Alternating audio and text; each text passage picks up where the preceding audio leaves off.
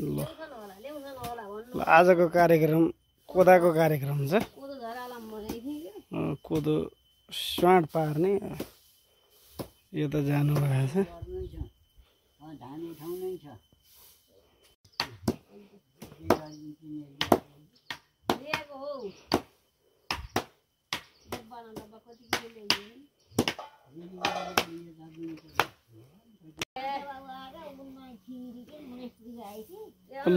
लगभग 4 मुरी जति कोदो थन्क्याइयो। 4 मुरी कोदो थन्क्याएर अब यति चाहिँ यो बिउलाई छुट्टै अब यति बिउ राख्न पर्यो भन्नुहुन्छ उहाँले। यो चाहिँ बिउलाई हो, अरु 4 मुरी जति थन्काएर सकियो। ल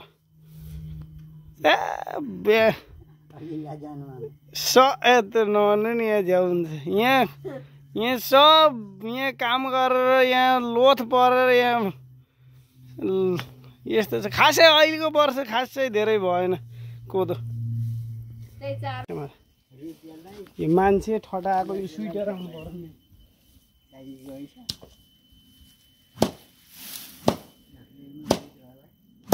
के हुँदैछ?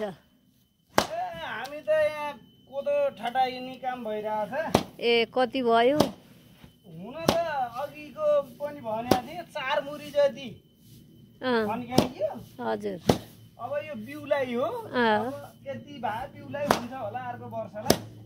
पोहोर परार अलि हुन्थ्यो 8 मुरी जति भएको। अब अर्को वर्ष गर्ने मान्छे नि खासै भएन न, बुढाबुढी बामा। हजुर गर्न सक्नु भएन, खेतरानी बराबर पाइएन। हजुर हुँदाखेरि यस वर्ष खासै राम्रो भएन कोदो अहिले। ए बा आमाको तिमी को पर्छौ? को पर्छौ होइन तिथर छौ। को पर्छौ?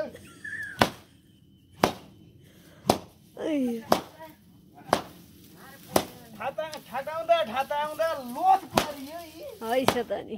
थकैला ठेदर छ काम अरे थकै लाग्ने अरे अर्न पर्छ। हैछ त नि। बन्द गर बन्द। ल हुन्छ त है। ल अब बा पनि कसिसक्नु भएको छ। ए धुलो बारियो धुलो। अब गद फेरि कति मुरी हुने हो? अब फेरि धेरै मभन्दा धेरै एक्स्ट्रा जाने हैन। अब 5 भाइ छोराका सबैलाई पुर्याउनु पर्यो।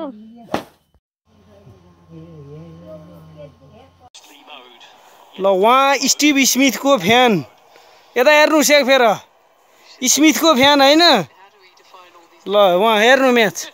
ल यहाँ आमालाई एसिज क्रिकेट लागिरहेको छ। यस्तो क्रिकेट क्रेजी फ्यान। कुन टिमको सपोर्ट हो? अस्ट्रेलिया कि इङ्ल्यान्ड? अस्ट्रेलिया। ए ल अस्ट्रेलिया। स्टिभ स्मिथको फ्यान रे उहाँ। तपाईँले भनेको स्मिथ आउट भयो। तपाईँ अस्ट्रेलियाको फ्यान हो? है तिहेरी विकेट गयो त्यहाँ।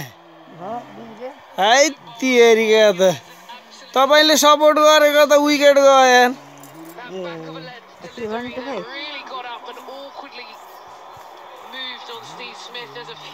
है तिहेरीका त। ल ल यता आएर बाई भनिदिनुहोस्। ल यता आएर ल ल ल तपाईँको टिम हार्ला जस्तो छ।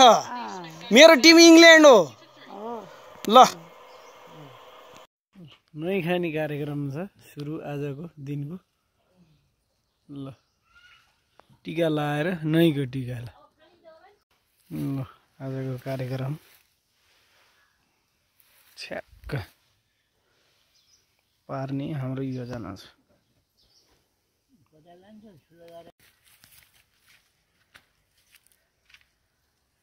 ल आजको कार्यक्रम सुरु भयो।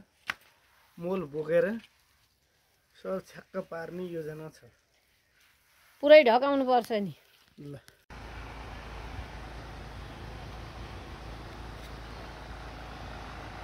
ल अब लगभग हामी हैन खेतमा आइपुगेको अवस्था हो।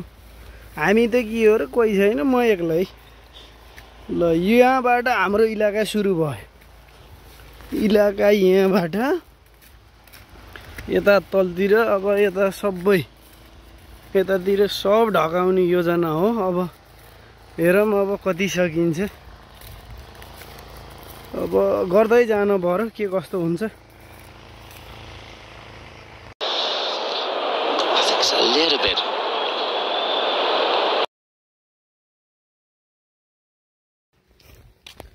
हेलो साथीहरू, गुड मर्निङ। आज चाहिँ डे 2 हो। आज चाहिँ सबै मोल बोकेर सक्ने।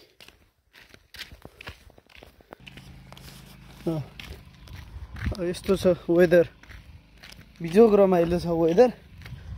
जाडो छ। बिहानको समयमा यसो 2-4 लट पुरै हालौँ भनेर म लिएर जाँदैछु ल। Hello good morning. ल आजको कार्यक्रम सुरु गरेर 1 डोको मोल यहाँ खेतमा पुऱ्याइसकियो। हाम्रो स्टुडियोको घडीमा 7 बजेर 15 मिनट गइसकेको छ। अब वेदर यस्तो छ, अब बिजोग रमाइलो छ। अब आज चाहिँ अब यता ब्याकग्राउन्डमा देखेको यो खेतमा सब मोल ढकाएर भोलि चाहिँ हाम्रो गहुँ छर्ने कार्यक्रम छ। अब हामी अब किसान परियो हैन। किसानलाई अब यतिकै बसेर खान नसिबमा लेख्दो रहेनछ। अब हामी चाहिँ यो नङ्ग्रा खियाएर हैन, अनि के भन्छ, अनि काम गरेर मात्रै अब खान हाम्रो अब नसिबमा लेखिया छ। त्यसैले रमाइलो छ। दिनभरि काम गर्यो, राति आराम गर्यो हैन, अनि भोलि बिहान फेरि काममा आयो।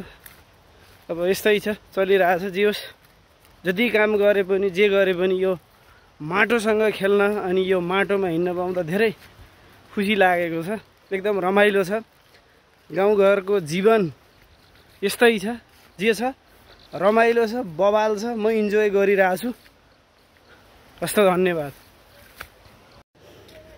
ल आजको वेदर यस्तो छ। बिहानको समयमा जाडो छ।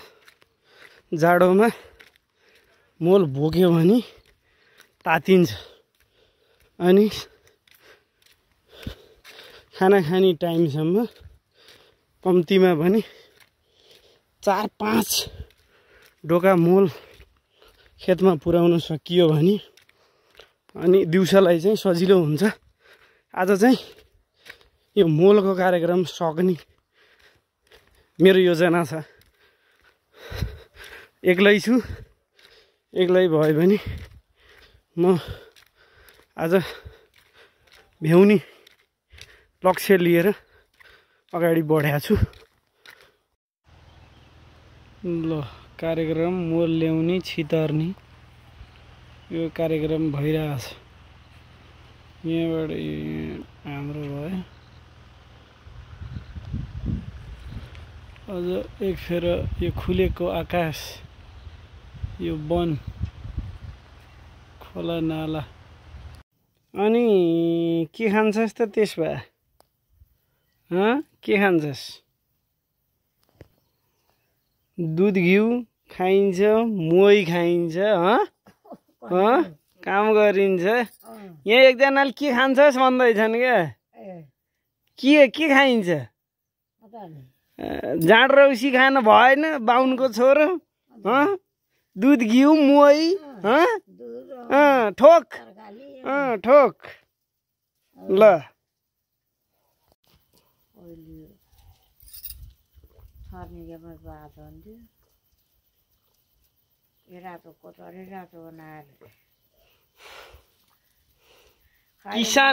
किसानको हात यस्तो हुन्छ। के खान्छस् त? दुध घिउ खाइन्छ। अरू ठिक छ? केही भन्नु छ? भन्नु भए भन्नु छिटो। यहाँ मान्छेले हेर्दैछन्। हजुरलाई हेरेछन्।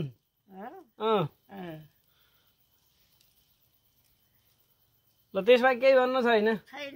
ल भा भन्नु है छ र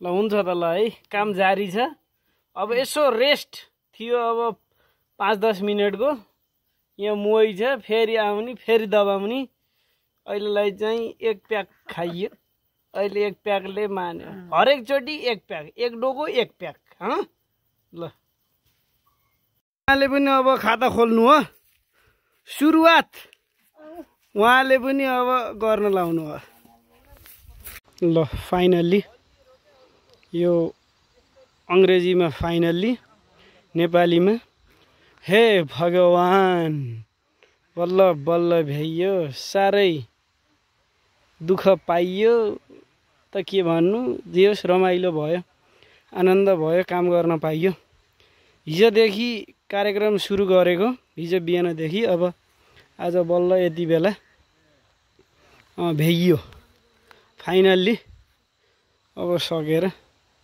अब हाम्रो गाउँ छर्ने कार्यक्रम मात्रै अब बाँकी रह्यो भोलि या पर्सि चाहिँ छ्याक्क गाउँ छरेर बल्ल हाम्रो प्रस्थान हुन्छ ल हेर्नुस् हाम्रो यता स्याङ्जा जिल्लातिर चाहिँ मोल बोकेर सकेपछि चाहिँ यसरी आगो बालेर तापेर बल्ल घर जाने कार्यक्रम हुन्छ हाम्रोतिर यताको चलन यस्तो छ ल हेर्नुहोस् आगो तापेर अनि यसलाई विसर्जन काएन बाचा मोल बोक्न काएन बाचा भनेर छोडिन्छ ल यस्तो छ ल कार्यक्रम हाम्रो अन्त्य आज मोल बोक्ने कार्यक्रम अन्त्य भएको घोषणा म गर्दछु।